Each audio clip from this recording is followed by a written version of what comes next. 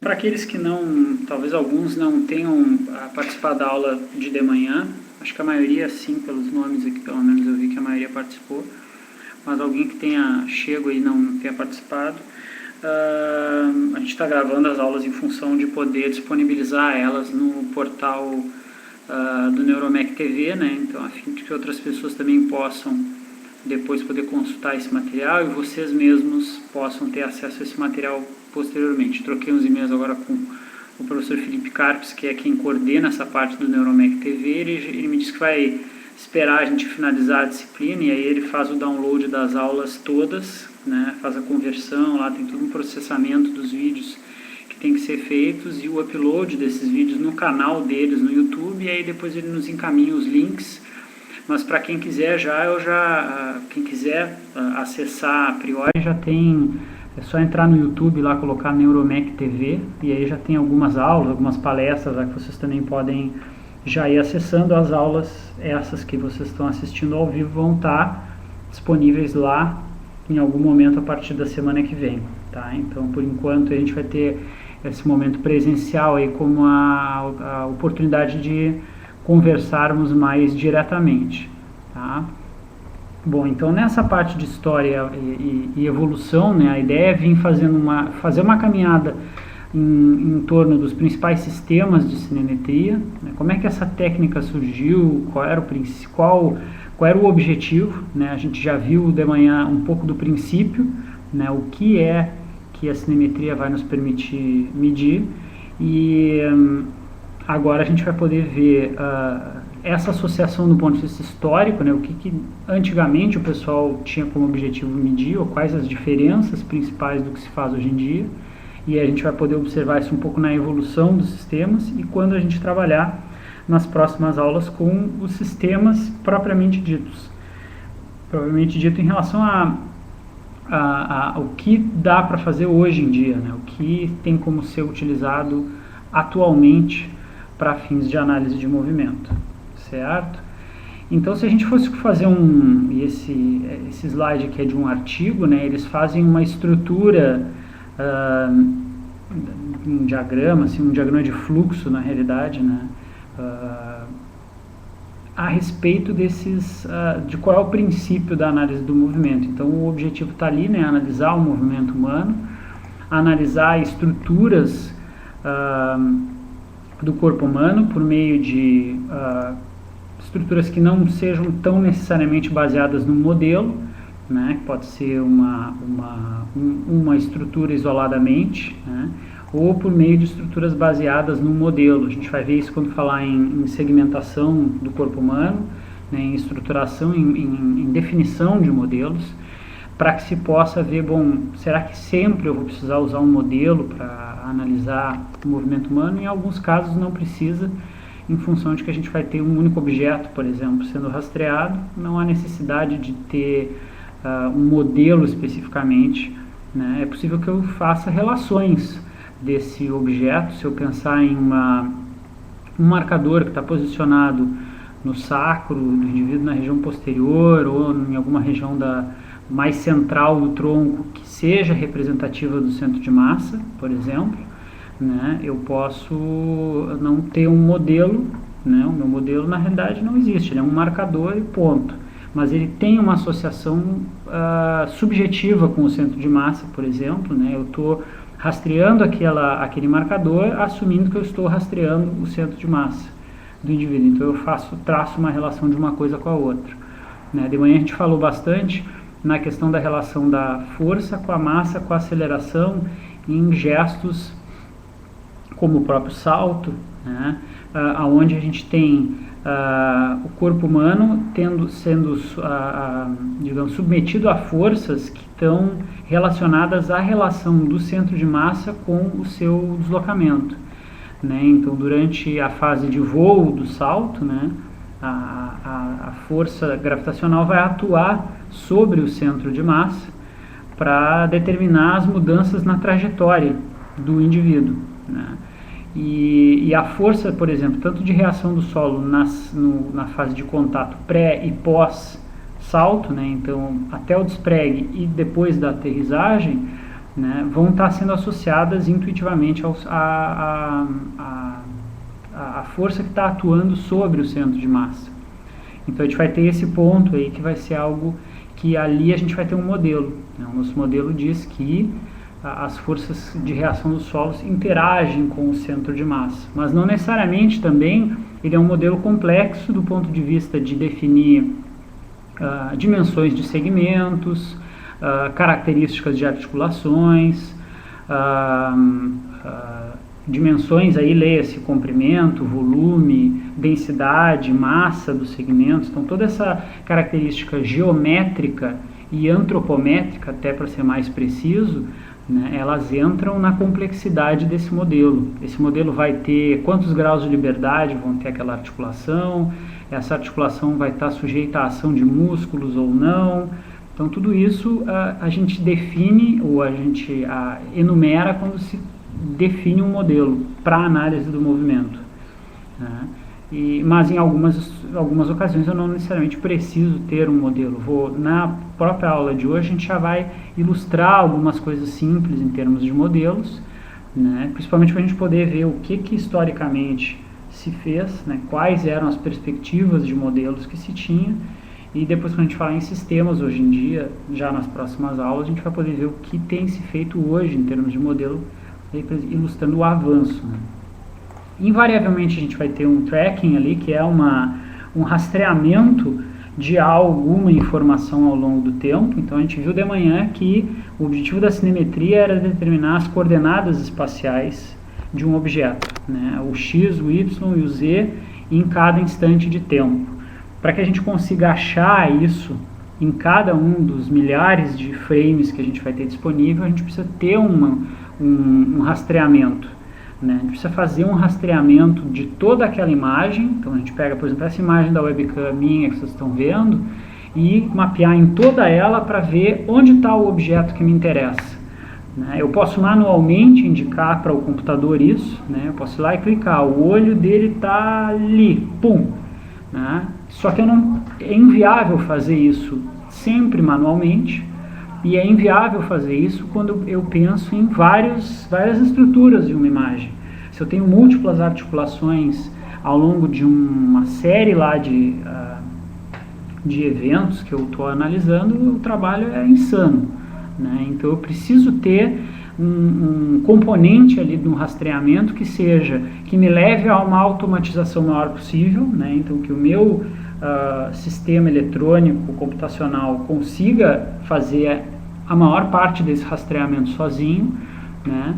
Porque em alguns casos eu vou ter apenas uma perspectiva, eu tenho só uma câmera, e mesmo assim já vai ser trabalhoso, mas em alguns casos eu vou ter múltiplas perspectivas, eu vou ter mais de uma câmera para rastrear, né? Se a gente pensar lá num sistema de 6, 8, 10, sei lá quantas câmeras, cada câmera vai ter um par de coordenadas x e y para ser rastreado, né? E isso implica que esse rastreamento, se eu tenho lá 3 articulações, essas 3 articulações vão ter que ser rastreadas no x e no y de cada uma dessas câmeras, para depois eu poder triangular essas informações entre cada uma das câmeras e achar onde que está a real posição de cada uma dessas 3 articulações no espaço tridimensional do lugar onde eu estou avaliando, do sistema de coordenadas global, né, do meu sistema real de movimento, certo?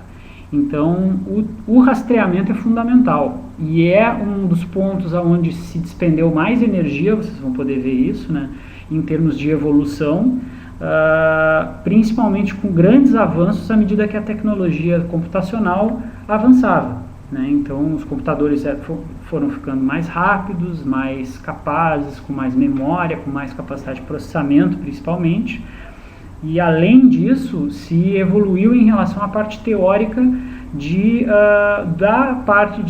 das questões relacionadas ao processamento de imagens, né? Então toda uma área de conhecimento que hoje é uma área de pesquisa, né? O processamento de imagem hoje ele é utilizado na cinemetria, mas ele é uma área de pesquisa isolada, autossuficiente, digamos, né? Com aplicações enormes em várias situações, incluindo controle de tráfego de carros, controle de acesso de indivíduos prédios, locais públicos, identificação de características antropométricas das pessoas a partir de câmeras de segurança, por exemplo. Então tem uma série de aplicações que tem se feito utilizando características que depois vão aparecer aqui embaixo, que é o reconhecimento, né? Que reconhecimento envolve exatamente eu aparecer nessa câmera e a câmera saber que sou eu, que não é uma outra pessoa usando o meu computador, né? Então isso vai ser hoje em dia já algo que em vários setores aí se usa, a biometria na realidade, né? Fazer identificação das pessoas por meio de características fisiológicas, anatômicas, né? Seja com uma digital lá para o sujeito ir votar no prefeito, no vereador, seja a identificação de um indivíduo que acessa um prédio, né, num sistema de segurança e ele precisa ter o acesso dele liberado ou não, né? No caso da cinemetria, esse sistema de reconhecimento serve para identificar a questão relacionada com que objeto está onde, né? Então os sistemas mais atuais vão ter essa possibilidade de identificar, por exemplo, que eu tenho um conjunto de marcadores, né, que é a coxa esquerda, e esse conjunto de marcadores difere da coxa direita. E os sistemas hoje em dia, ali, ó, por exemplo, o Anderson está comentando, tem alguns celulares que já bloqueiam por meio de filmagem do rosto. Exatamente. Então tem cada vez mais essa área de análise de imagens, de processamento de imagens, vem tentando identificar parâmetros da imagem que possam extrair informações de interesse de forma automatizada. Então o próprio código computacional permite com que alguns parâmetros dessa imagem sejam extraídas e que exista o reconhecimento. Eu consiga cruzar aquilo com alguma informação que eu dou para o computador na entrada. Então eu vou dizer, por exemplo, no caso dos marcadores, ó, esse conjunto de marcadores aqui, ele é a coxa esquerda, esse conjunto é a direita, esse outro conjunto é a perna direita, esse aqui é a perna esquerda, e o computador vai fazer o reconhecimento daquilo ali em cada imagem, né? E vai me permitir rastrear, e aí ele volta para fazer o rastreamento de cada um desses conjuntos de marcadores, por exemplo, né? E aí eu fico fazendo um loop, na realidade, do rastreamento com o reconhecimento. Reconheço, faço rastreamento, né? Reconheço, faço rastreamento e vou fazendo isso num sistema tridimensional de múltiplas câmeras para cada câmera, né? E aí vou pegando as coordenadas 2D de cada uma das câmeras e depois eu cruzo elas.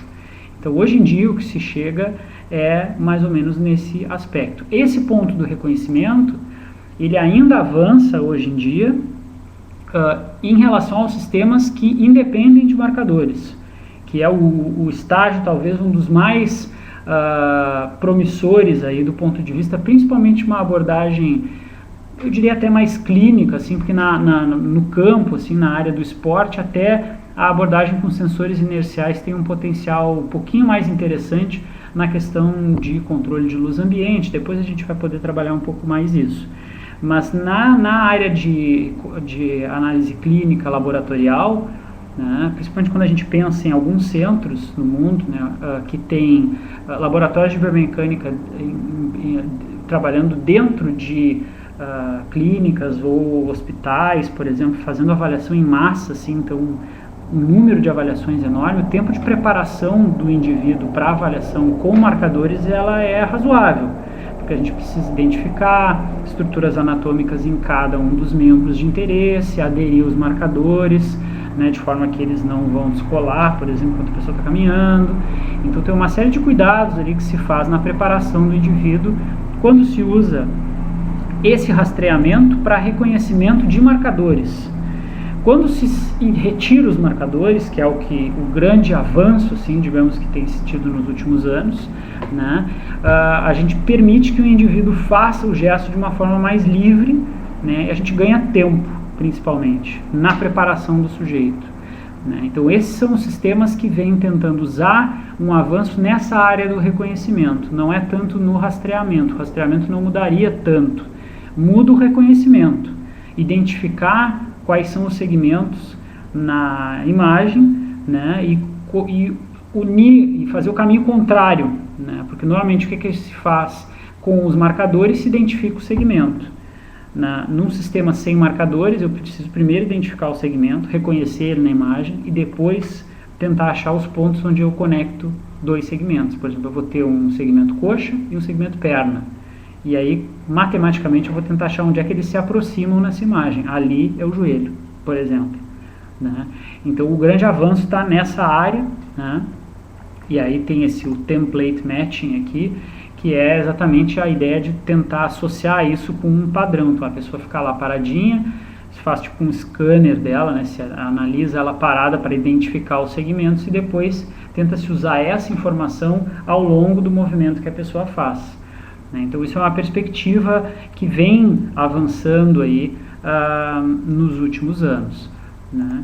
Mas, basicamente, a estrutura vai ser mais ou menos essa, né? E invariavelmente com ou sem segmentos, um ponto-chave passa a ser identificar segmentos corporais, né? Por exemplo, aqui está o exemplo de um fêmur, né? Identificar segmentos corporais, a localização deles no ponto de vista local, que está aqui o Y, o Z e o X local, e essa relação com o sistema global, que é o Y, o X e o Z global. Por quê? Porque eu vou precisar saber onde é que está essa coxa no espaço, né, global, né? Eu vou ter a coordenada dela local, vou precisar saber onde que ela está no ponto de vista global para que eu consiga associar ela com outro segmento, com a pelve, com a tíbia, por exemplo, né? E o ponto-chave, quando a gente pensa principalmente na linha que a gente apontou de manhã, do ponto de vista de ângulos articulares, né, passa a ser no contato entre as peças ósseas, né? Então eu preciso saber o ângulo de flexão entre o fêmur e a tíbia, né? Então eu vou usar uma perspectiva onde eu vou aderir estruturas de referência, marcadores ou não, né, se eu for usar um sistema sem marcadores, né, mas eu preciso saber como que esse movimento entre esses dois ossos acontece, e aí eu tenho um ângulo articular. A gente vai assumir que esse movimento que a gente está rastreando na superfície do corpo está sendo refletido do movimento dos esqueletos, dos componentes do esqueleto corporal, né, do fêmur, que o movimento da coxa reflete o movimento do fêmur, e que o movimento da perna reflete o movimento da tíbia, né? Tem uma série de trabalhos que mostram que existe uma dissociação em algum grau decorrente do movimento dos tecidos moles, né? Então, em alguns gestos, principalmente tarefas onde eu tenho algum componente de impacto, né, salto, corrida, né, no ponto de maior transmissão de força, eu tenho vibração dos tecidos moles que geram vibração no marcador que está na pele, e a estrutura óssea vibrou menos, porque ela é mais rígida, né? Então eu tenho uma certa dissociação entre uma coisa e outra. Então a gente assume que a gente está medindo o movimento dos segmentos ósseos por meio do rastreamento dos segmentos corporais. Então esse já é um ponto, digamos, se a gente tivesse que ilustrar, fazer uma lista de limitações da cinemetria, né, essa seria uma delas, né, em que a gente vai estar aderindo marcadores na pele, imaginando que o que acontece no osso se reflete na pele de forma direta, né? Tem trabalhos aí que já mostram há muito tempo que existe uma certa dissociação. Depois a gente vai ver algumas alternativas de soluções que o pessoal que trabalha nessa área de cinemetria há mais tempo já tem apontado aí como possíveis sugestões. Não são abordagens, digamos assim, que se massificaram ainda, que todo mundo faça, né, mas são algumas alternativas que têm sido propostas para tentar melhorar isso, mas é uma realidade, né? Assim como quem trabalha com eletromiografia sabe das N limitações da eletromiografia, né, quem trabalha com cinemetria passa a ter que estar a par dessas limitações, né? Então o grande ponto vai ser isso, a gente conseguir determinar esse segmento a partir das coordenadas dele local, né, como que ele está localizado do ponto de vista global, e isso me permitindo associar aos outros segmentos ou a estruturas externas. Por exemplo, eu posso ter o segmento se for um pé em relação ao solo, né? No caso, pé em relação à plataforma de força que está embebida no solo, ou o indivíduo está sentado numa cadeira, né? Então a pelve dele em relação à cadeira, por exemplo, né? Então eu vou ter essas estruturas sendo aderidas aí, digamos, ou sendo conectadas do ponto de vista da relação do sistema de coordenadas local para o sistema de coordenadas global. Muitas vezes me interessa, como eu estava comentando, voltar para o sistema local. Por exemplo, se eu quiser verificar o ângulo de flexão da tíbia, né, ou ângulo da tíbia em relação ao fêmur, né, me interessa ter no fêmur um sistema de coordenadas que me permita ver o ângulo de flexão da tíbia em relação ao fêmur. Por quê? Porque o fêmur pode estar numa posição diferente de qualquer um dos 3 eixos do sistema global. Posso ter o fêmur inclinado de lado ali, e aí, poxa, o ângulo absoluto da tíbia não diz nada. Me interessa saber o ângulo em relação ao fêmur. Então eu tenho que ter um sistema local no fêmur para isso. Os sistemas mais modernos de análise de movimento permitem fazer isso, definir os ângulos articulares a partir de um segmento de referência. Então eu quero o ângulo da tíbia em relação ao fêmur, o ângulo do antebraço em relação ao braço, e aí eu tenho lá o ângulo relativo àquele que nós vimos de manhã, né, entre duas estruturas ósseas. Né. Essa abordagem, né, ela vai estar sendo feita, e aqui a gente tem uma ilustração que mostra uma realidade que muitos usam. Talvez vários de vocês já tenham tido a oportunidade, né, em que eu vou ter várias câmeras, aqui no caso estão ilustradas 3, mas provavelmente eu tenho uma 4ª câmera em algum lugar aqui que não está aparecendo. O indivíduo está passando numa determinada região em que todas as câmeras enxergam ele, e ele está com um pé em cada plataforma de força. Né? Então eu vou ter as câmeras com os seus sistemas locais, cada câmera está enxergando 2 dimensões. Né, eu tenho múltiplas câmeras, eu consigo triangular as informações dessas múltiplas câmeras, né, para obter coordenadas de cada um dos segmentos corporais, né, nessas múltiplas câmeras, e estabelecer uma relação desses segmentos corporais. Aqui está o sistema de coordenadas global das câmeras com o sistema de coordenadas global, por exemplo, das plataformas de força. Né? Então, associar uma coisa com a outra, né? E poder estabelecer uma relação do que as câmeras enxergam como ambiente com as plataformas de força, certo? E esse é o grande ponto final, assim, digamos, de configuração que interessa. Né? Tendo ou não plataformas, eu preciso pegar a informação de cada uma das câmeras, triangular e compor uma informação em relação ao sistema global, né? Em relação ao meio como um todo, né? E para que depois eu possa voltar para cada segmento, né? Então a coxa em relação ao sistema global, e depois, por exemplo, a coxa em relação à tíbia e a coxa em relação à pelve, e aí eu posso ter os ângulos isoladamente entre cada contato ósseo, por exemplo, entre cada estrutura óssea que está contatando, certo? Então esse passa a ser o layout aí básico que a gente vai enxergar. Voltando naquela imagem, para que a gente consiga ter o X, o Y e o Z de cada marcador que a gente utilizar. Né? Então eu vou usar lá N marcadores para rastrear os segmentos, né? E vou precisar saber o X, o Y e o Z deles a partir do X e Y de cada câmera. E eu vou usar métodos de triangulação para poder achar isso aí e poder cruzar essas informações a fim de determinar essas coordenadas no sistema cartesiano global. Né? Queira eu ou não cruzar essas informações com o sistema de força, né? Com um sistema de medição de força, né? Mesmo que eu não queira fazer, eu não tenha a disponibilidade de um sistema de medição de força, eu posso cruzar essas informações, triangular essas informações das câmeras para poder primeiro achar o XYZ de cada segmento e depois achar o contato desses segmentos para definir os ângulos articulares, por exemplo.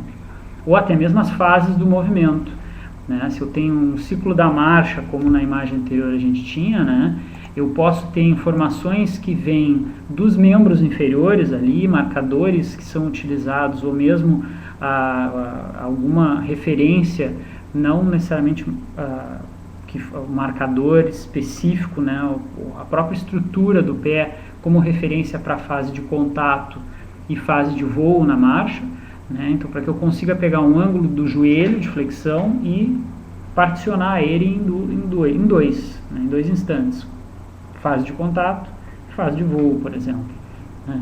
Para que eu possa fazer isso, eu preciso ter a coordenada dele, né? Provavelmente no Y ali como ponto de referência, né? Assumindo que o menor valor no Y indique que aquela estrutura, por exemplo, está em contato com o solo. No momento que ela sobe uma determinada altura, ela está em voo. Isso é um critério que tem se utilizado em alguns trabalhos, né? Então passa a ser crítico determinar esse XYZ para alguma dessas estruturas, certo? Então aqui de novo, né, a gente consegue observar aqui já uma ilustração em que eu tenho marcadores em algumas regiões, né? Então tá ali uma cabeça do fêmur, o trocânter maior, tem ali os epicôndilos, né, do fêmur, né? Então esses marcadores, por exemplo, sendo rastreados, obviamente a cabeça do fêmur eu não vou rastrear, não tenho como ter acesso, mas o trocânter maior eu posso palpar ele lateralmente. Então posso ter um marcador ali, um marcador no epicôndilo lateral e um no epicôndilo medial. E esses três marcadores me dão, em conjunto, coordenadas que me permitem, que rastreadas em conjunto, me permitem, né, identificar as coordenadas do fêmur como um todo. Então dificilmente eu vou usar um único marcador para rastrear um único segmento, né? Eu vou ter, por exemplo, marcador, 2 ou 3 marcadores ali num segmento corporal, né, a fim de que o conjunto daqueles marcadores me deem um rastreamento que é relativo àquela estrutura óssea.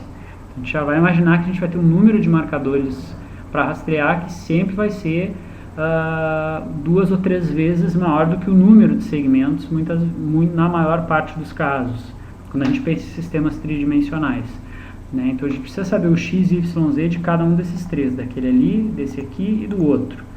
A gente então estabelece o x, y, z do centro de massa, por exemplo, do fêmur, né? Tá ali o sistema de coordenadas global do fêmur e depois transpõe isso para o sistema de coordenadas global. Então eu tenho o local do fêmur determinado pelas coordenadas de cada um dos 3 marcadores associado com o global. Não necessariamente, né, a gente tem todos os marcadores que a gente vai aderir no indivíduo vão ser usados para o rastreamento. A gente pode ter lá 4, 5 marcadores na coxa, alguns serem utilizados apenas para dimensionar essa coxa. Então, como assim dimensionar? Quando a gente for trabalhar com segmentação, a gente vai poder ver isso. Para poder informar para o sistema quais as dimensões corporais daquele indivíduo, né? Se o indivíduo é maior ou menor, né? Poder dimensionar isso e dar um parâmetro de comprimento dos segmentos, principalmente para aquele indivíduo, né? A fim de que muitos sistemas usam essa informação já para tentar estimar a localização do centro de massa daquele segmento. Então ele já vai usar o comprimento do segmento para poder estimar o centro de massa. Aí o Vitor me pergunta, né, quanto maior a quantidade de marcadores, melhor será a precisão da análise ou não tem relação? Se a gente pensa em sistemas tridimensionais, um número grande de marcadores é interessante porque eu passo a ter uma precisão maior. A gente tem que sempre pensar que para eu ter coordenadas tridimensionais eu tenho que ter no mínimo 2 câmeras enxergando cada marcador 100% do tempo. Se em algum momento aquele um marcador for visto por apenas uma câmera, eu já não tenho 3 coordenadas espaciais dele, né? Então eu preciso que pelo menos 2 câmeras. Em algumas situações pode parecer, poxa, mas eu tenho 6 câmeras, será que eu não vou ter 2 enxergando? Dependendo, não é tão simples assim, não é tão complicado, como é que eu vou dizer? é bem possível que algum marcador se perca nessa história. Né? Se a gente pensar em 6 câmeras, marcha ou corrida mesmo, que são gestos mais amplos, e a corrida com um gesto em velocidade maior, não é difícil perder algum marcador em algum instante de tempo. É bem razoável. Né? Então, se eu tenho mais marcadores, eu consigo ter uma garantia maior de que eu vou estar sempre rastreando aquele... eu vou estar sempre sabendo onde aquele segmento está no espaço. Por quê? Porque se eu em algum momento não sei onde ele está no espaço, eu depois vou ter que achar maneiras de adivinhar isso. E aí entra a interpolação, né, de referências, né, na realidade de coordenadas no espaço.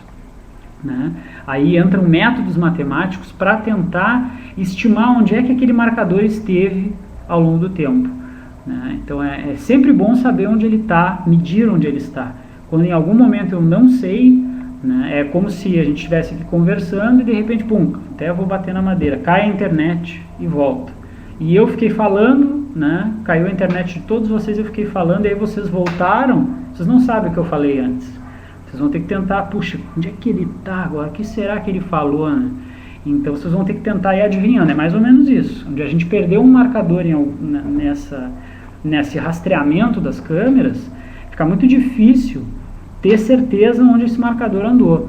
Em muitos casos, em gestos cíclicos, tarefas mais lentas, o palpite é menos complicado, porque se são gestos repetitivos, por exemplo, de manhã a gente trabalhou com o movimento do pé de vela. Se em algum momento eu perder as coordenadas daquele pé de vela girando, eu sei que ele vai continuar girando, ou que ele esteve girando enquanto eu não observei ele. Então não é de todo ruim, né? Não é uma sangria desatada, como se diz, né? Perder a informação daquele marcador em algum momento do tempo.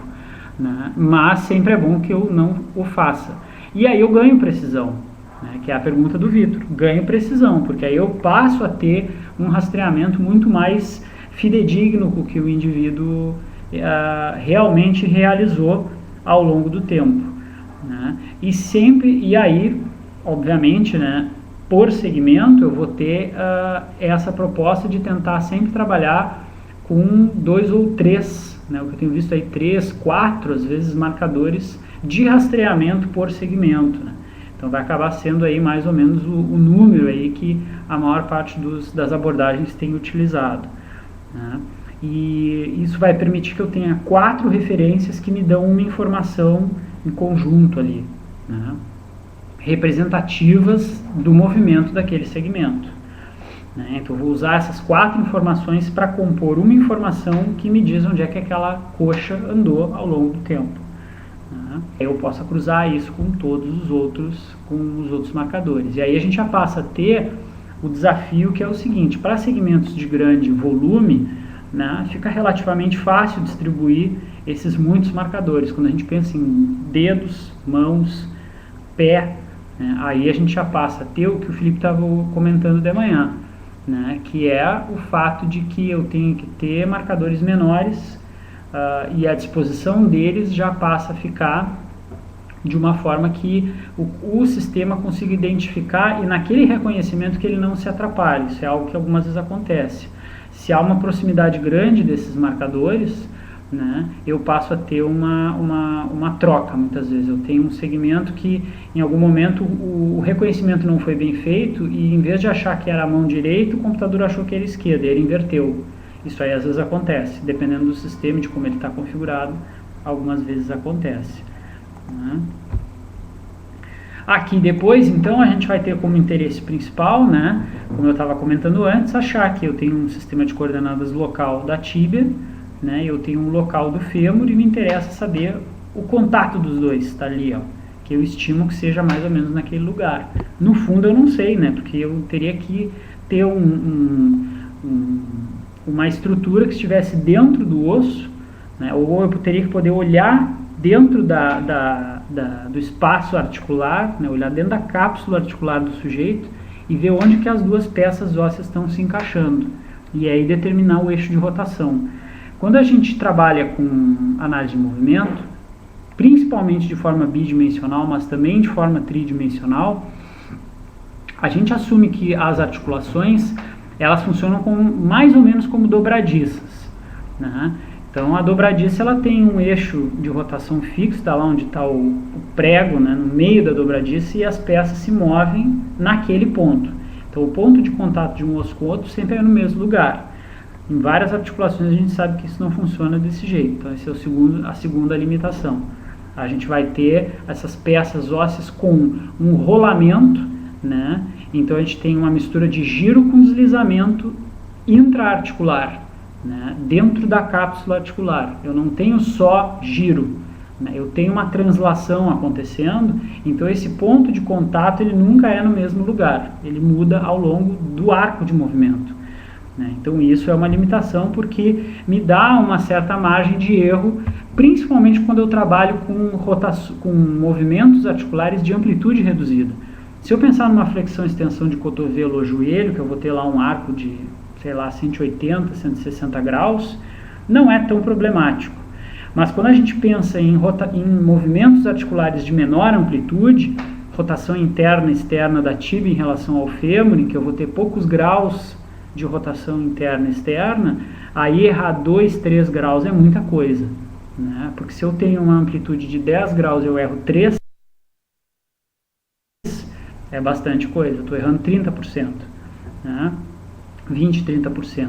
Se eu errar 1, 2 graus em uma amplitude de 180, o meu erro é bem menor, né? Então esse passa a ser um problema. Quando eu quero medir coisas mínimas, né, eu preciso estar partindo já do princípio que eu tenho dificuldades maiores em função de que eu tenho limitações do princípio da cinemetria, né, que é o título do slide, né, em função de que esse ponto de contato entre as articulações ele não é tão estável ou tão previsível, né, quanto a gente gostaria que ele fosse.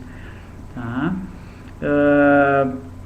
E isso está inerente. Uma outra articulação que tem essa característica é a articulação do quadril, né? Então a articulação coxo-femoral, né, fêmur-acetabular, ela tem essa característica. O ponto de contato da cabeça do fêmur com o acetábulo, ele é profundo, né? Então eu não tenho acesso a ele. Quando a gente vai rastrear ou vai tentar estimar o centro de rotação do quadril, a gente usa marcadores na pelve, marcadores no trocânter maior, que são tudo regiões que estão em volta, mas são externas ao eixo de rotação da articulação. Então tem se trabalhado com testes funcionais, com uma série de procedimentos de avaliação para tentar estimar onde que está o diabo do eixo de rotação do quadril, que ele não é tão simples de ser encontrado porque ele é profundo. Não é tão simples de palpar estruturas que estão próximas a esse eixo de rotação. Então, em algumas articulações, esse vai ser um limitante.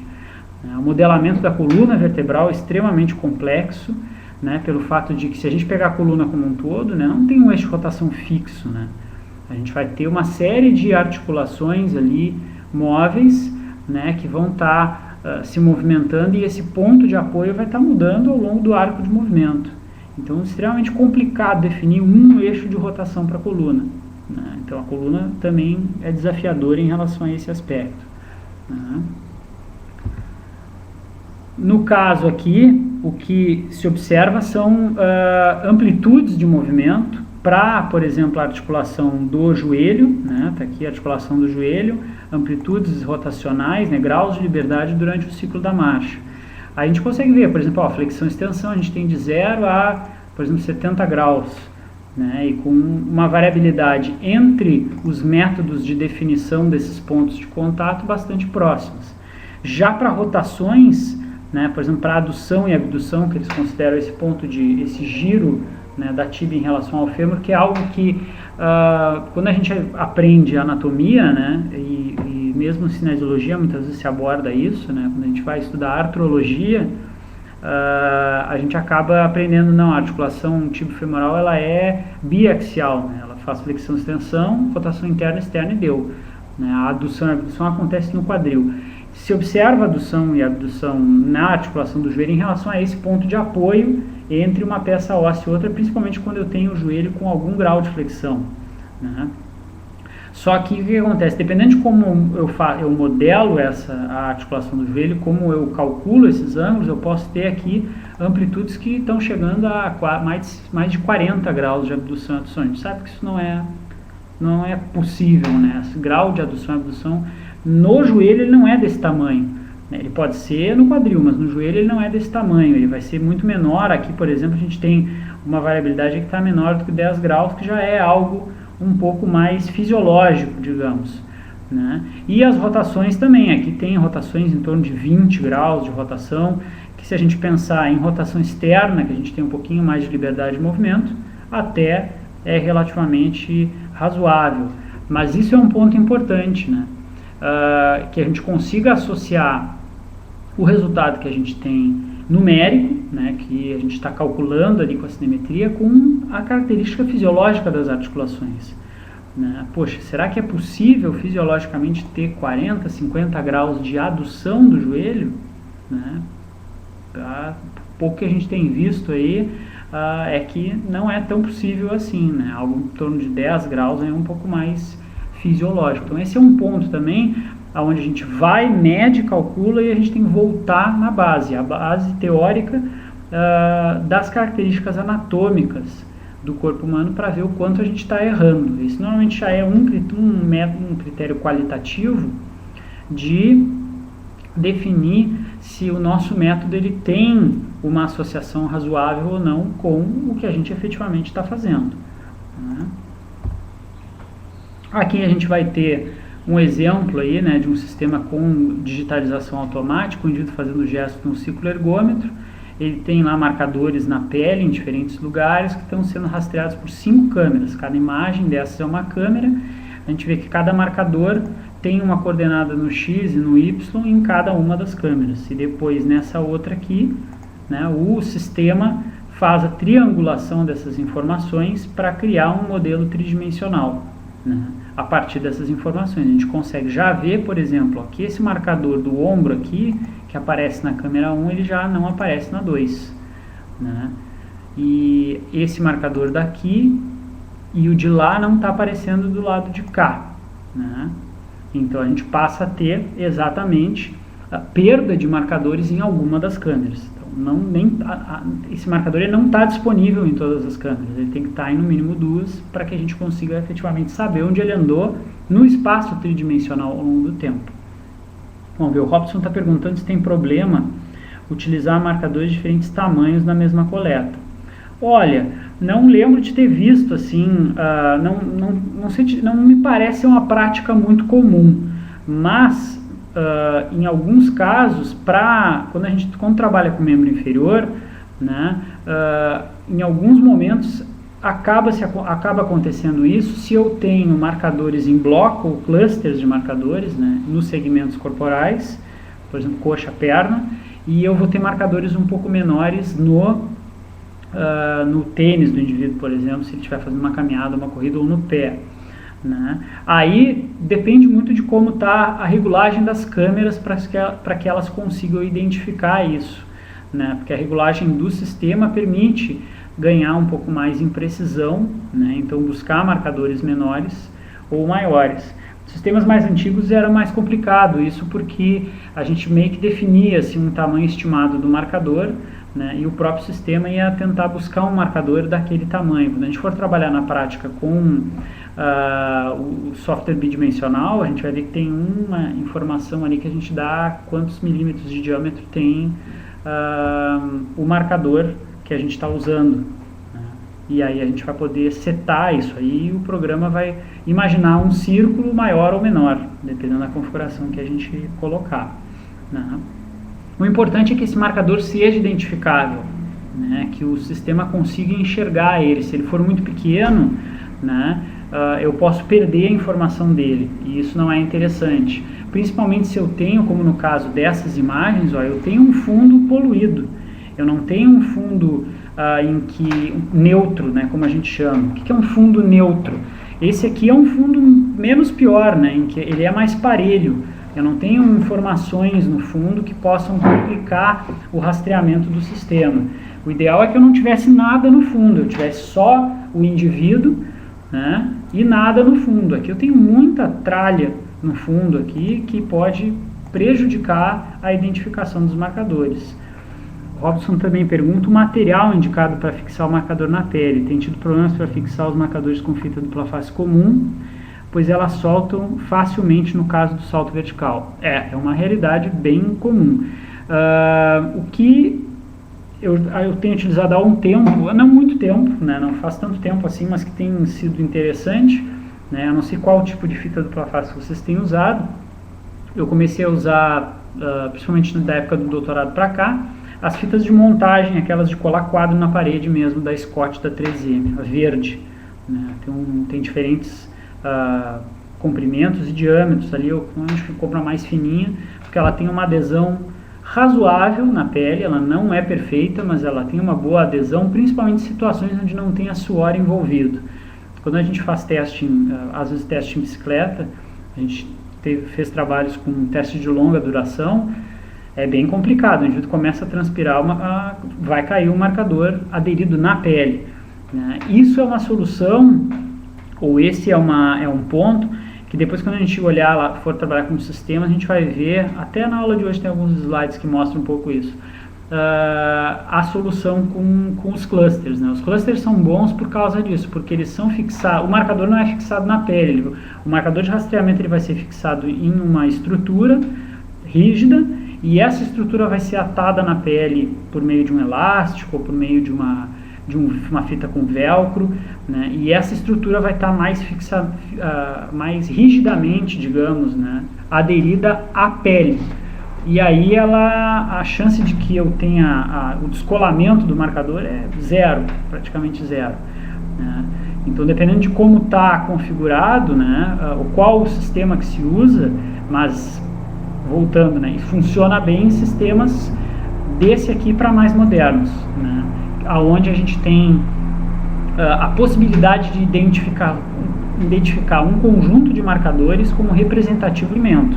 Se a gente pensa em análise bidimensional, dá para fazer, mas é mais difícil um pouco, né, porque a gente daí tem muitos marcadores para rastrear, né, e a gente tem que ter uma situação em que a gente tenha que triangular esses marcadores para achar o centro do segmento, que às vezes não é tão simples, porque a gente acaba tendo que fazer meio à mão a coisa, né. Nos sistemas automatizados tem como fazer isso, né. Qualquer um dos sistemas de ponta aí, hoje em dia tem como trabalhar com clusters de rastreamento, né, e usar marcadores anatômicos para definir o dimensionamento do segmento e a localização do cluster em relação ao eixo articular.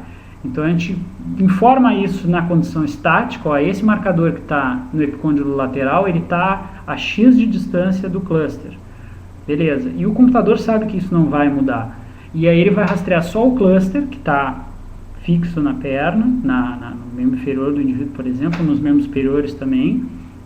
E ali ele vai estimar onde é que está o eixo de rotação. Aí fica mais fácil, porque daí a gente elimina o problema do marcador aderido na pele do sujeito, aonde entra esse problema da fixação, de movimentações, né, que vão acontecer. Aquela cola, ela pode começar muito bem, mas ela não necessariamente vai terminar bem, principalmente em gestos ou repetitivos, né, no caso, o indivíduo lá na bicicleta, no remo ergômetro, na esteira, caminhando, correndo, essa cola aí pode ir cedendo e gerando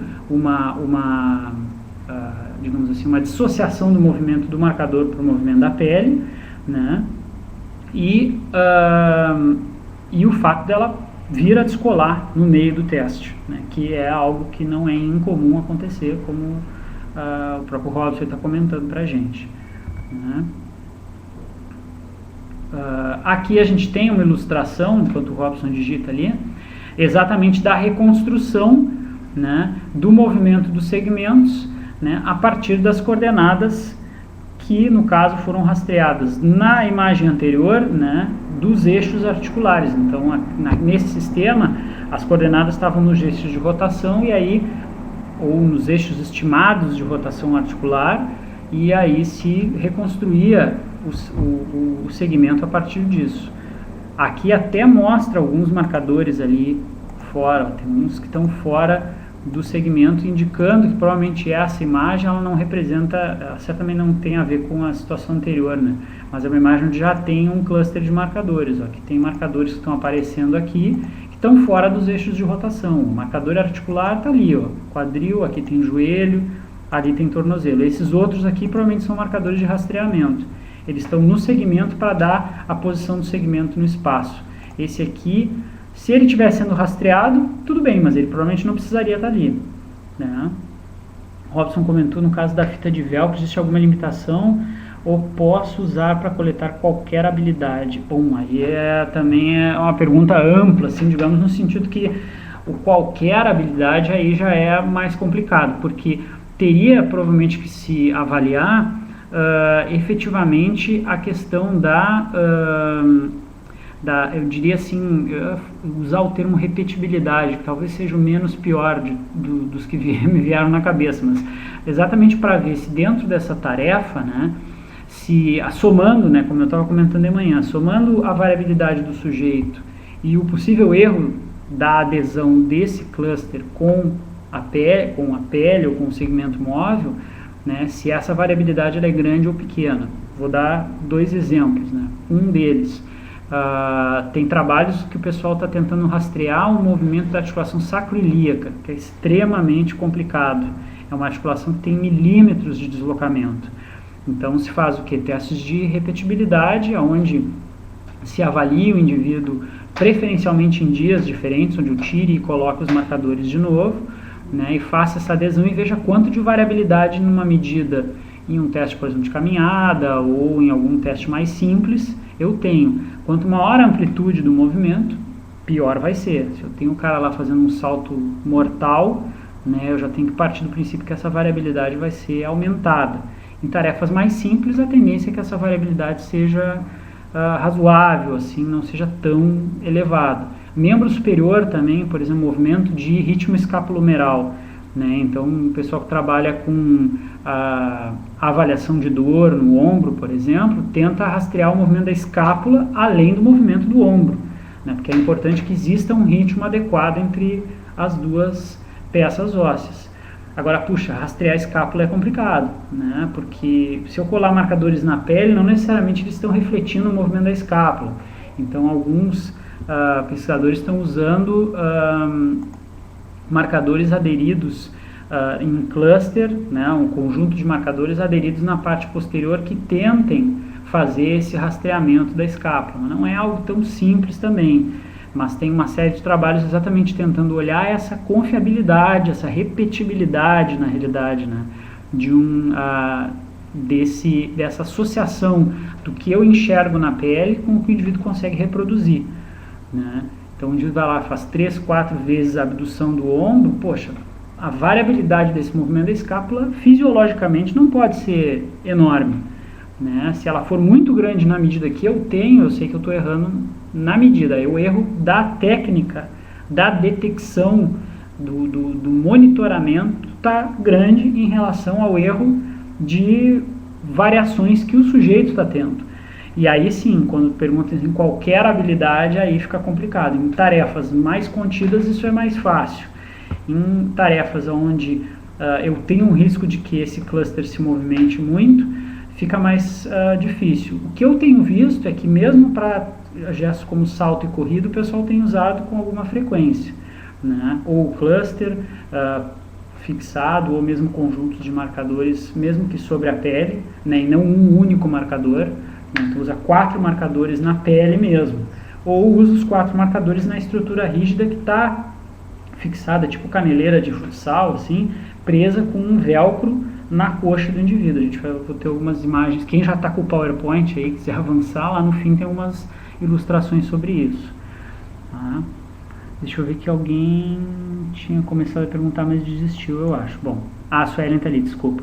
No caso da coluna vertebral, pode-se usar clusters também? Não sei te dizer, não lembro de ter visto, né? Acho, assim, teoricamente difícil a gente pensar num cluster para coluna, porque é uma estrutura pequena, né? Então é muito difícil, cada vértebra ali teria que ter um cluster. Daria para pensar alguma coisa de forma mais segmentada, talvez ter um cluster por região.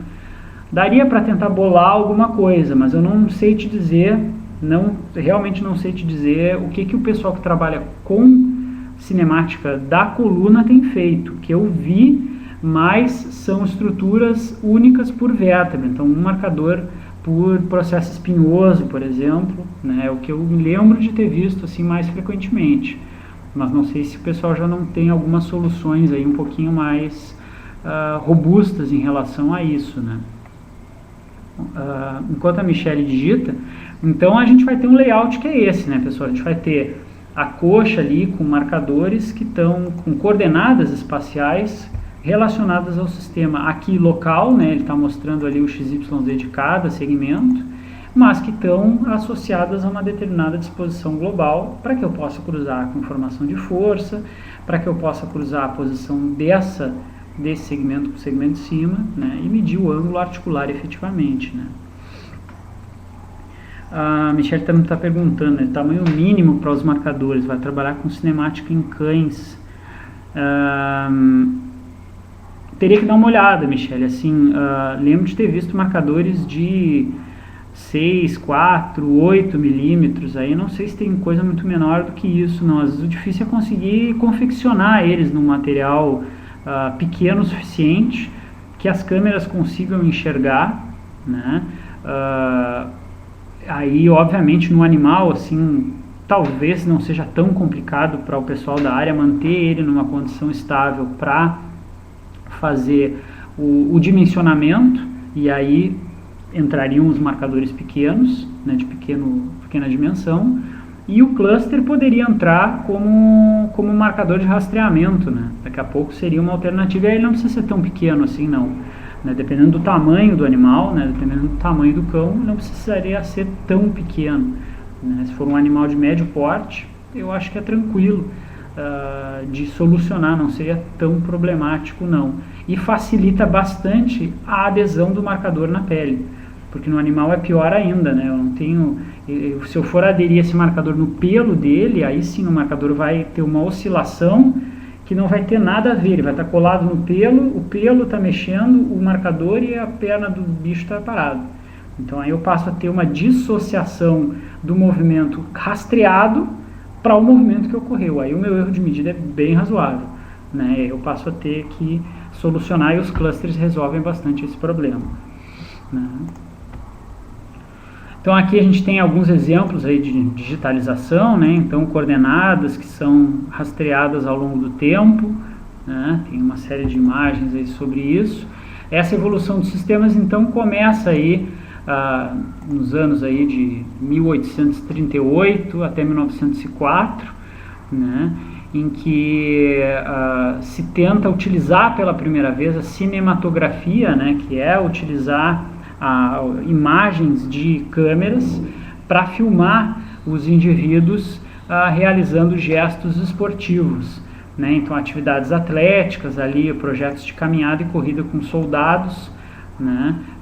Do exército francês, né? Exatamente para tentar entender algumas características de movimento, né? Essa imagem aqui, que é do livro do Giovanni Borelli, obviamente ela é mais antiga do que essa perspectiva do Mary aí, de filmar, mas ela já traz essa relação já mais antigamente, mesmo sem quantificar de forma objetiva, mas numa perspectiva mais teórica, né?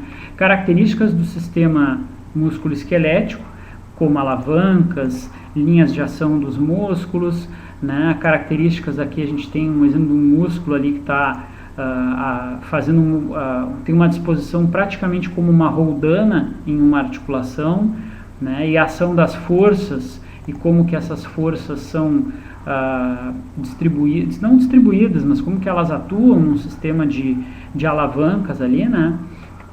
Então o Borelli na época já tinha essa preocupação de tentar entender como que a posição dos segmentos poderia interagir com a força e com os comprimentos musculares, como que esses músculos poderiam atuar controlando exatamente essas ações oriundas aí da interação do corpo com uma força externa. E aí isso começou inicialmente a ser analisado do ponto de vista teórico, aí tem umas imagens antigas do livro do Borelli sobre isso, e depois começou a ser efetivado até que a gente chega em análises do movimento humano, mais especificamente, aí tem o livro do Brown e Fisher, né, onde eles tentam avaliar essa perspectiva do movimento já de uma forma a olhar para o centro de gravidade do corpo humano.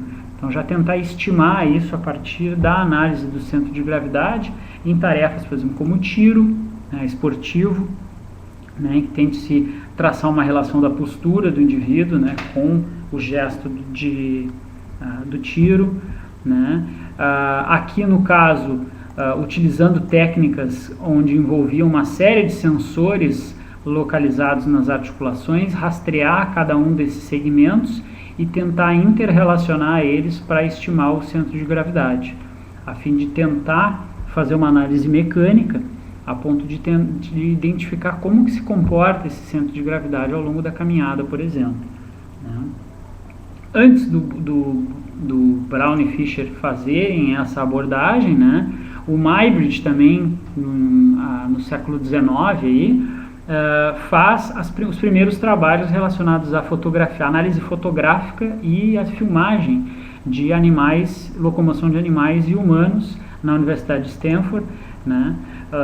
Aí tem cães aí, em provas de velocidade, tem seres humanos também fazendo gestos. Ele trabalhou muito com o pessoal que fazia equitação, né? Então os indivíduos que tinham dúvidas na época se o cavalo efetivamente tinha fase de voo durante as diferentes formas de locomoção, principalmente no hipismo de velocidade, assim, né? Nas corridas de cavalo, efetivamente.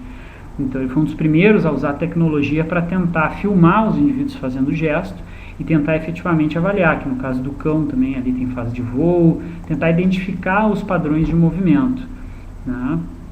O Dyson também foi um dos pioneiros na aplicação da cinemetria para os esportes. Então aqui a gente vê gestos como karatê, né, os saltos. Então ele foi um dos primeiros aí também a usar essa aplicação na área já mais de biomecânica do esporte, né, a fim de poder identificar os padrões de movimentos em atletas, né.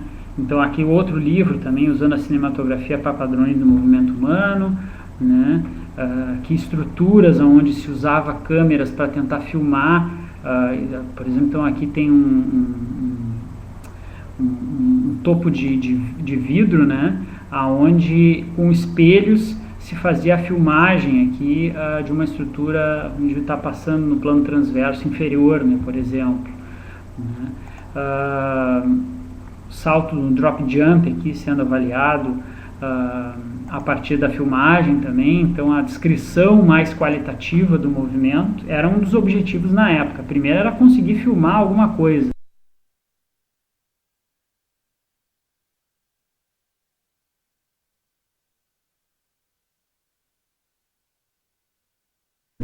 Né? Depois conseguir tentar identificar ao longo do gesto, né, como que se movimentam as articulações. Aqui tem os vários referências, né, dessas articulações, está ali o ombro, o cotovelo e o punho, né, tentando verificar como que se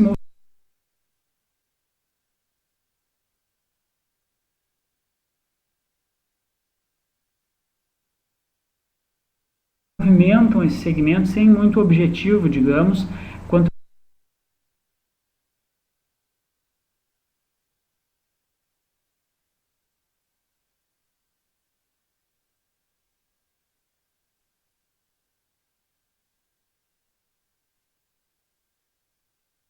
a quantificar ângulos articulares, né.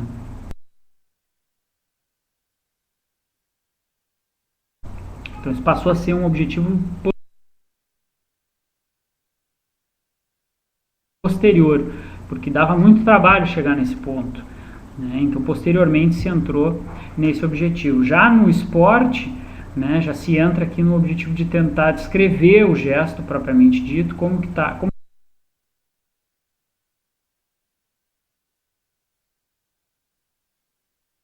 que é a posição corporal, posição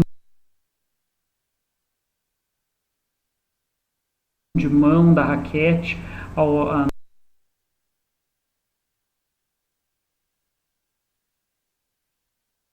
num saque no tênis, por exemplo, né? E a relação do movimento do membro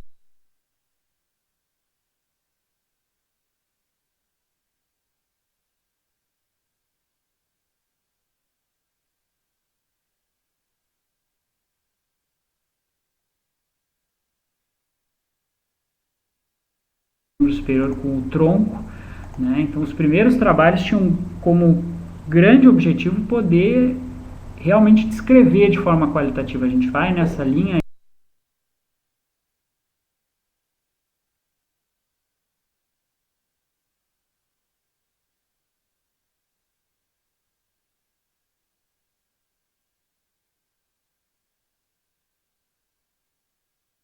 e até início dos anos 80, tranquilamente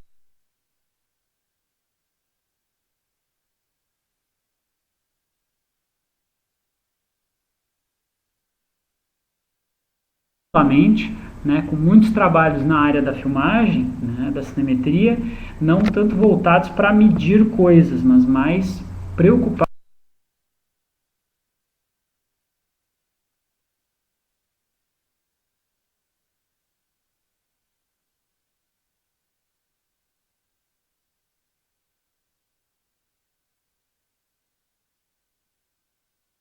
em analisar, descrever o gesto de forma mais qualitativa, digamos, né? Poder dar uma descrição de como que esse gesto efetivamente acontece, né?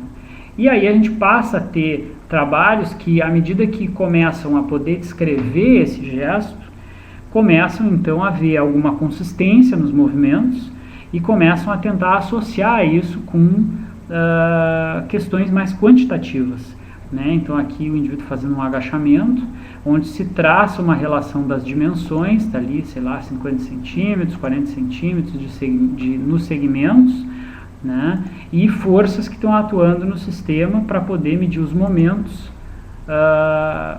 articulares ou segmentares mesmo, né? Então, para poder se medir como que a disposição do corpo interfere nos momentos ou nos torques, né, que estão sendo observados ali, ou estimados nas articulações. Então aí eu passo de novo a voltar lá naquele conceito que a gente viu de manhã, né, de associar o movimento com as forças atuantes, né? E isso passa a ser possível nesse período à medida que eu tenho já um padrão de consistência no movimento que eu estou observando.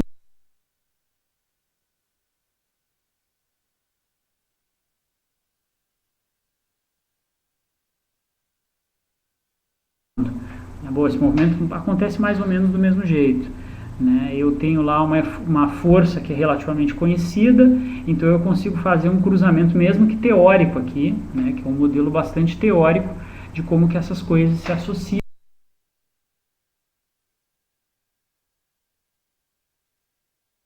E, por exemplo, eu posso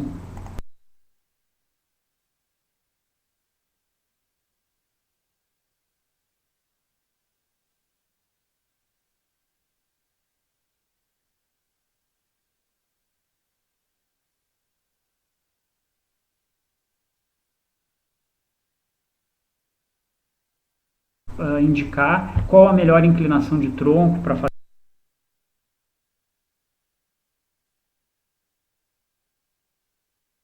um exercício de agachamento, né? O quanto que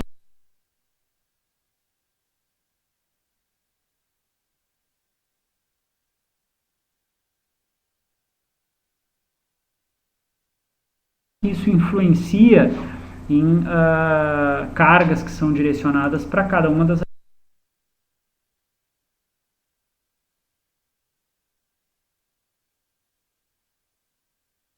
articulações. Então isso passa a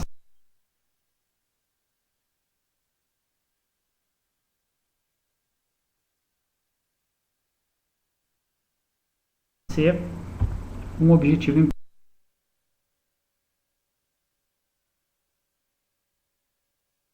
importante. Na questão dos esportes ainda, né, a biomecânica ganha esse espaço no momento que ela consegue rastrear gestos realizados em alta velocidade, então se ganha essa possibilidade de ter acesso a um movimento esportivo, e a descrição de novo, né? Ele se volta para a questão da descrição do gesto. Né? Tá ali componente horizontal, componente vertical, no caso do centro de massa durante o salto triplo. Né? Então também se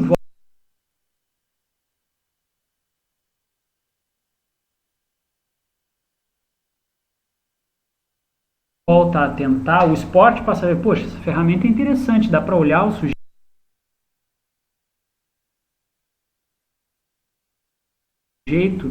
fazendo o gesto, voltar, olhar de novo, dá para fazer tirar algumas conclusões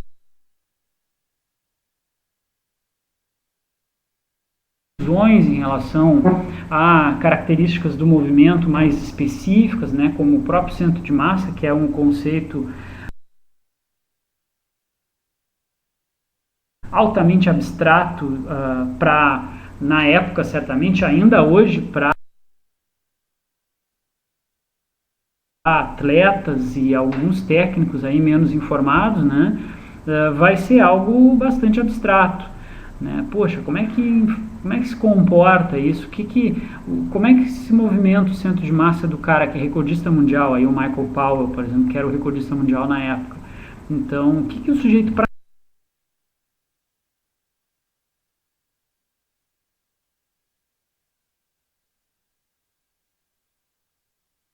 ganhar a prova tem que fazer, né?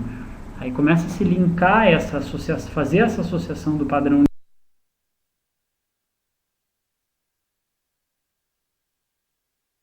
de movimento com o desempenho esportivo e o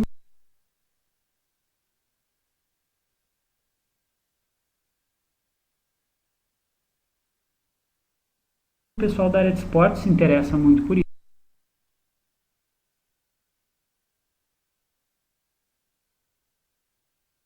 isso, né? Então aqui descrição lá do centro de massa ao longo dos diferentes frames, né?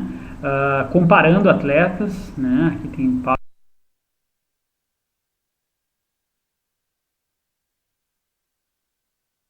Powell, tem Lewis, por exemplo, né? Tendo centro de massa comparados, né? Características cinemáticas gerais aí sendo comparadas entre atletas para poder se descrever outros padrões de movimento sendo ilustrados aí entre os atletas, né? Mas ainda apoiado em uma tecnologia bastante rudimentar, né? Porque por mais que fosse possível capturar as imagens em velocidade elevada, e a gente pega final dos anos 70, início dos anos 80, a gente já tinha câmeras que filmavam a 500, 1000 Hz. Já existia essa tecnologia. O grande problema era fazer o rastreamento, a digitalização. Né? Tá aqui, ó, o primeiro digitalizador com interface do mundo para análise de biomecânica. Né? Essa imagem aqui é do início dos anos 70, em que tem uma tela, deixa eu ver se eu tenho uma outra imagem, tá aí, ó, o Guidon Ariel, né, digitalizando, então ele está clicando com uma caneta, né, aonde é a coordenada X e Y do ombro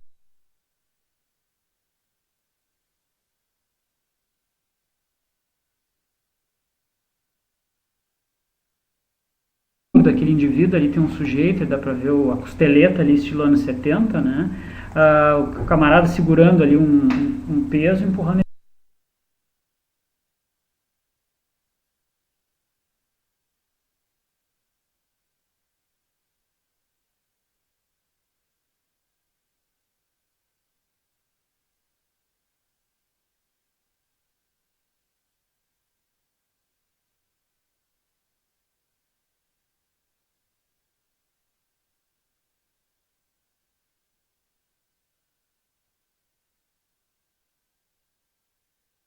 esse peso para cima, né, e, e e ele está à mão, clicando em cada uma das coordenadas. Então era um negócio absurdamente trabalhoso. Né? Era um sistema muito braçal.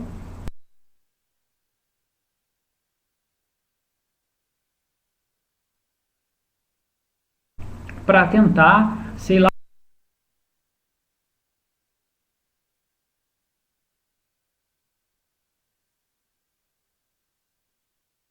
quanto tempo depois estimar as coordenadas espaciais e os ângulos e coisa e tal, né?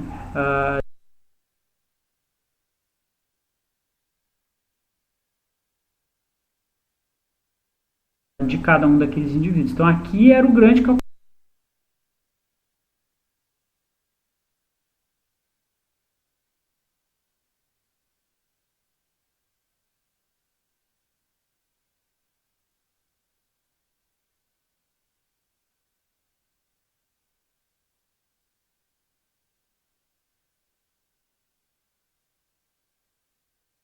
de Aquiles, e foi até não muito tempo atrás o grande calcanhar de Aquiles no rastreamento, no processamento das informações advindas do movimento. Capturar a imagem do movimento não era o problema. O problema era achar as coordenadas ali dentro de forma automatizada, era fazer o reconhecimento e o rastreamento, né, que a gente viu lá na primeira imagem, daquelas informações em cada uma das imagens. Isso aí é avanço dos últimos 15 anos, por aí.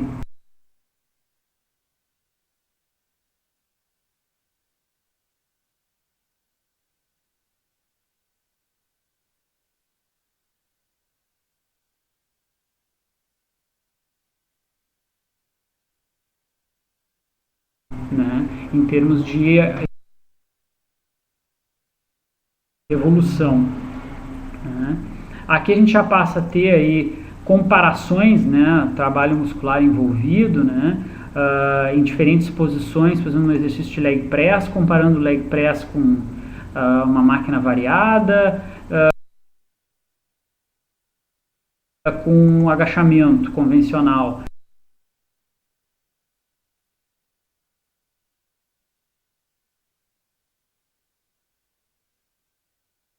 Então aqui já se passa a ter um objetivo, né, de tentar usar a análise de movimento para tentar tirar algumas conclusões objetivas para o gesto, né, relacionado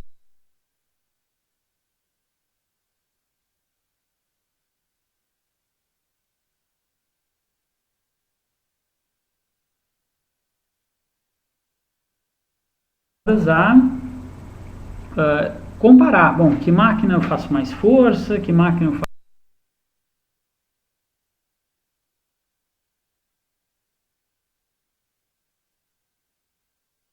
faço menos força, quem é o atleta que ganha a prova, como é que ele se comporta. Então eu já tenho um objetivo muito mais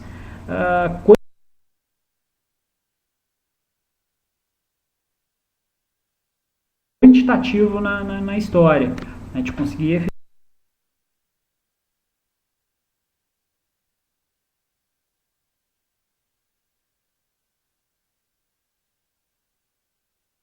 efetivamente comparar situações de forma pontual e objetiva. Né. Essa proposta ela vai seguir, aí tem a ciência por trás do treinamento de força, resistência variada, o Centurion, né, que eram máquinas aí que foram criadas pelo Ariel, esse foi um dos pioneiros da análise de movimento. Né. O APAS Ariel foi um dos sistemas mais utilizados, principalmente anos 80 e anos 90, para rastreamento do movimento.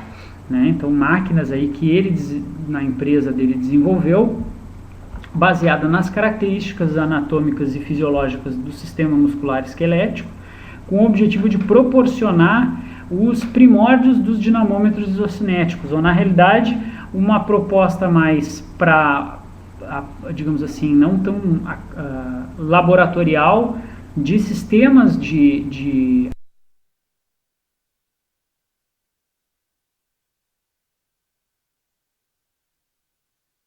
avaliação e treinamento de força com carga variada, que é um que o dinamômetro isocinético, por exemplo, vai fazer. Né? Ele vai dar uma resistência variada de força para um indivíduo ao longo do arco do movimento. O Ariel, na época, vislumbrava isso com máquinas para ser utilizadas numa sala de musculação, por exemplo. Até hoje a gente ainda não chegou nisso. A gente ainda tem a maior parte das máquinas utilizadas no treinamento de força, máquinas isoinerciais, né, com peso fixo, né, peso livre, dependente da ação inercial gravitacional. E o Ariel não, ele achava que era importante que essa força fosse variada e acompanhasse as características fisiológicas do sistema muscular. E ele construiu esse conhecimento baseado no que? Na analisar o movimento, ver como é que se movimenta a articulação, estimar a partir do movimento articular os comprimentos musculares, né? E esses comprimentos musculares darem um indicador de instantes do arco de movimento melhores ou piores para fazer força, né? Então isso é um ponto importante que o Ariel traz como grande contribuição. Aqui tem um exemplo, ó, um modelo de joelho, né? Tá aqui um modelo baseado em raio-x, né?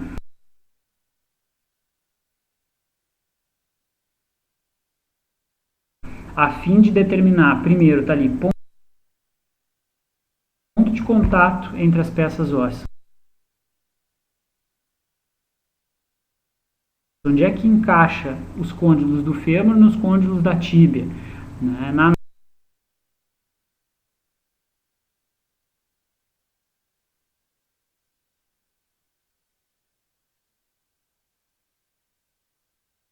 Na filmagem externa não tem como saber. Então ele foi se debruçar em cima das imagens de raio-x para poder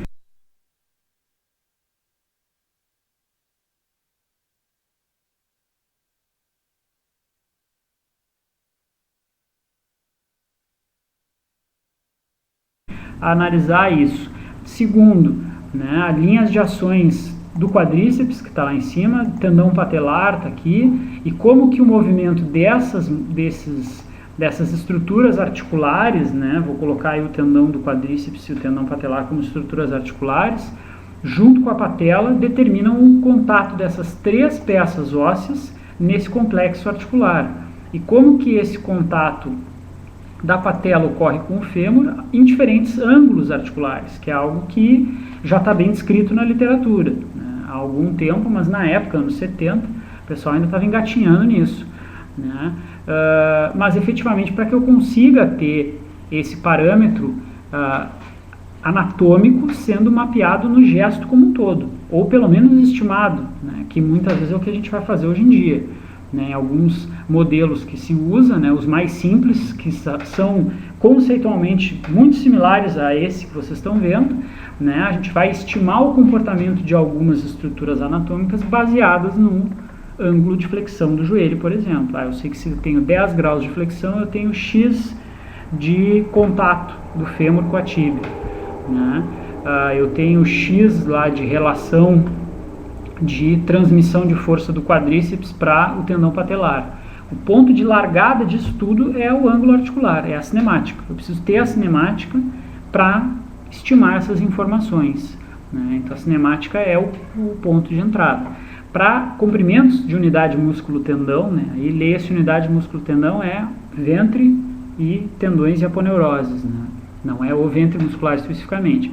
Mas para poder estimar isso, eu também uso muitas vezes a cinemática, né, porque eu sei que tem uma relação entre os ângulos articulares, né, seja músculos uni ou poliarticulares, né, mas, por exemplo, se eu tenho lá, no caso, o bíceps, flexão de cotovelo, eu sei que se eu aumentar, chegar mais próximo da extensão, eu tenho um alongamento do músculo braquial, por exemplo.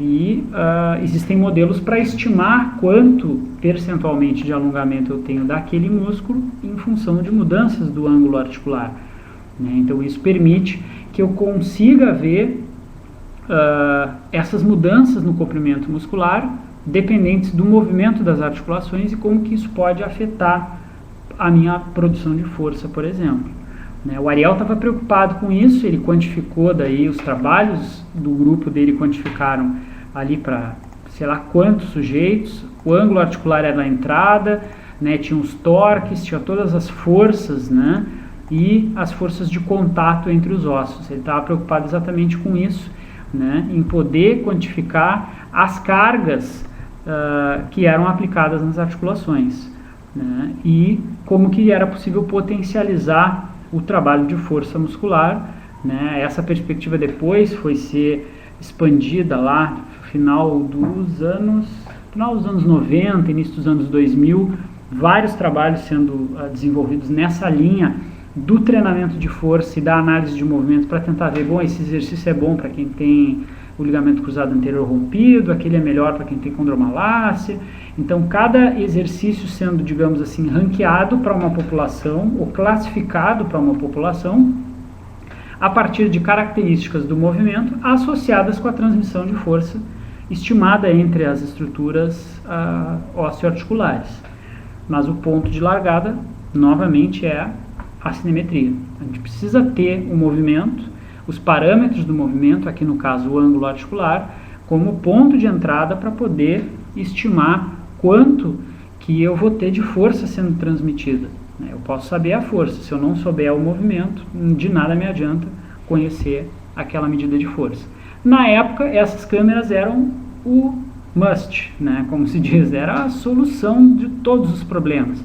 A JVC lançou, principalmente anos 80, que eu me lembro, se não me engano, início dos anos 80, final dos anos 80, né? Lançou essas câmeras com o objetivo exatamente de fornecer medidas em alta velocidade já numa perspectiva digital, né, que era algo que era a transição do momento, né, porque lá nos anos 70, qual era o grande ponto?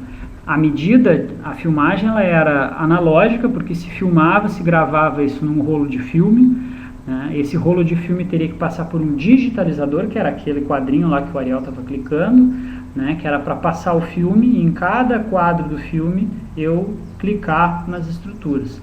Depois se percebeu que o armazenamento disso e o manejo dessas estruturas analógicas era complicado. Quem, talvez, pessoal um pouquinho mais antigo aí, chegou a ter contato mais efetivo com fita VHS ou mesmo com fita cassete de áudio, né, mas com fita VHS principalmente, sabe que a vida útil do filme da fita VHS era bastante pequena, né, porque era impresso ali no filme cada um dos quadros da imagem, né, e aquela estrutura era muito sensível a todos os intempéries, aí, umidade, gordura, e acabava perdendo a qualidade de informação. Então, já no final dos anos 90, início dos anos 2000, se entra numa transição onde essas câmeras passam a aparecer. Elas ainda são câmeras que filmam em mini VHS, ou filmavam em mini VHS, então era um rolo de filme miniaturizado, mas elas já permitiam uma interface para o computador, a fim de que o computador que estava ali em avanço tecnológico conseguisse digitalizar aquelas imagens, então conseguisse pegar aquela imagem analógica do filme e transformar aquilo ali numa informação digital que ele pudesse entender, né? Então tá aqui 4 imagens ali, né, capturadas, clipadas num vídeo AVI, né, que hoje em dia a gente faz com uma câmera de celular, né? Obviamente não a 120 Hz, mas a gente filma direto digital, a gente não passa mais pelo modo analógico, utilizando qualquer um dos recursos de filmagem que a gente tem hoje em dia, a não ser o pessoal que ainda trabalha com filme de cinema e vai usar algum recurso analógico, mas cada vez mais, pelo que eu sei, o pessoal tem abandonado isso, né? E aí isso permitiu também fazer a conexão das câmeras de vídeo por meio de o VCR, né, o Video Center Recorder, né, que é os gravadores de vídeo com um computador portátil, e cruzar essas informações com plataforma de força, com eletromiografia, com dispositivos de conversão analógico-digital que ainda são usados, né, ou que são continuamente usados para a conversão das medidas de força e eletromiografia no formato digital para o computador, né? E aqui a impressora portátil, né, que era para imprimir o resultado e já dar o feedback para o sujeito, né? Então aí um sistema de análise portátil que o Ariel, né, tinha na época proposto. Aqui estão as câmeras, né? Então a câmerazinha gravou ali no VHS dela, né?